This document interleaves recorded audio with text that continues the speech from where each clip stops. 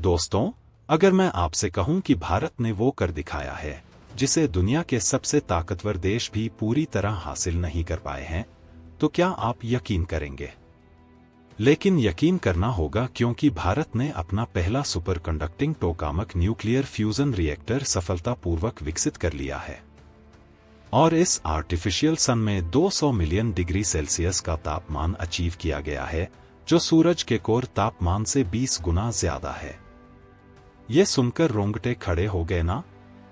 तो चलिए जानते हैं इस टेक्नोलॉजी के बारे में जो भारत को सुपर पावर बन सकती है। अगर आपको हमारे वैज्ञानिकों का काम पसंद आया हो तो वीडियो को लाइक करें और इसी तरह की जानकारी के लिए हमारे चैनल को सब्सक्राइब कर लें। और इससे आपका तो कुछ नहीं जाता, लेकिन हमारा थोड़ा भला हो जाता है। न्यूक्लियर एनर्जी मुख्य रूप से दो तरीकों से प्राप्त होती है। पहला न्यूक्लियर फिजन और दूसरा न्यूक्लियर फ्यूजन। फिजन में भारी एटम, यूरेनियम या प्लूटोनियम को तोड़कर ऊर्जा उत्पन्न की जाती है, लेकिन इसमें रेडियोधर्मी कचरा निकलता है। वहीं न्यूक्लियर फ्यूजन में हल्के तत्व जैसे कि हाइड्रोजन के आइसोटोप को मिलाकर भारी तत्व बनाया जाता है, जिससे भारी मात्रा में ऊर्जा निकलती है और इसमें कोई हानिकारक कचरा नहीं बनता। यही वजह है कि फ्यूजन को भविष्य का सबसे स्वच्छ और असीमित ऊर्जा का स्रोत माना जा रहा है। भारत ने इस तकनीक पर वर्षों तक रिसर्च की और आखिरकार सुपर कंडक्टिंग टोकामक SST-1 को विकसित कर लिया है। इस रिएक्टर ने 200 मिलियन डिग्री सेल्सियस का तापमान प्राप्त किया है, जो कि दुनिया में अब तक का सबसे ज्यादा तापमान दर्ज किया गया है।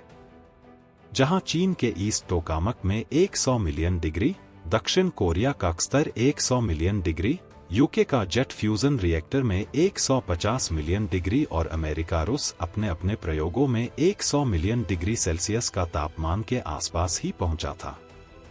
यानी भारत ने एक झटके में इन सभी को पीछे छोड़ दिया। टोकामक रिएक्टर एक डोनट शेप की मशीन होती है, जिसमें सुपर मैग्नेटिक फील्ड का उपयोग करके प्लाज्मा को नियंत्रित किया जाता है। यह प्लाज्मा 150 से 200 मिलियन डिग्री सेल्सियस तक गर्म हो जाता है और इसमें न्यूक्लियर फ्यूजन की प्रक्रिया होती है, जिससे जबरदस्त ऊर्जा उत्पन्न होती है। भारत का SST-1 टोकामक सुपर कंडक्टिंग तकनीक से लैस है, जिससे यह ज्यादा देर तक स्थिर रहता है और अधिक ऊर्जा उत्पन्न कर सकता है। अब सवाल ये उठता है कि इससे भारत को क्या फायदा होगा? देखिए, अगर भारत इस टेक्नोलॉजी को पूरी तरह मास्टर कर लेता है, तो भारत के पास असीमित और स्वच्छ ऊर्जा का स्रोत होगा। न तो प्रदूषण, न ही कोयले और तेल पर निर्भरता। सोचिए, क्या होगा जब भारत के हर घर, हर फैक्ट्री और हर शहर को बिजली देने के लिए हमें पेट्रोल डीजल की जरूरत ही ना पड़े। इसका मतलब है सस्ता और असीमित बिजली उत्पादन, जिससे भारत की अर्थव्यवस्था को एक नया आयाम मिलेगा। भारत अब दुनिया के सबसे बड़े fusion project ITER, international thermonuclear experimental reactor, में भी एक प्रमुख भागीदार बन चुका है। इस प्रोजेक्ट में भारत, यूरोप, अमेरिका, रूस, चीन, जापान और दक्षिण कोरिया मिलकर काम कर रहे हैं। अगर यह सफल हुआ तो मानवता को एक ऐसा ऊर्जा स्रोत मिल जाएगा जो अनंतकाल तक चल सकता है। तो दोस्तों, यह उपलब्धि भारत को दुनिया के सबसे एडवांस देशों की सूची में खड़ा कर देती है। हमने दिखा दिया कि भारत सिर्फ टेक्नोलॉजी फॉलोअर नहीं, बल्कि टेक्नोलॉजी लीडर भी बन सकता है।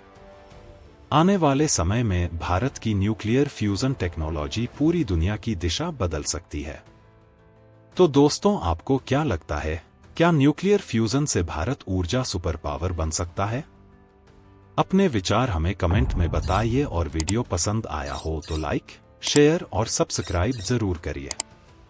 मिलते हैं अगले वीडियो में, तब तक के लिए जय हिंद, जय भारत, धन्यवाद।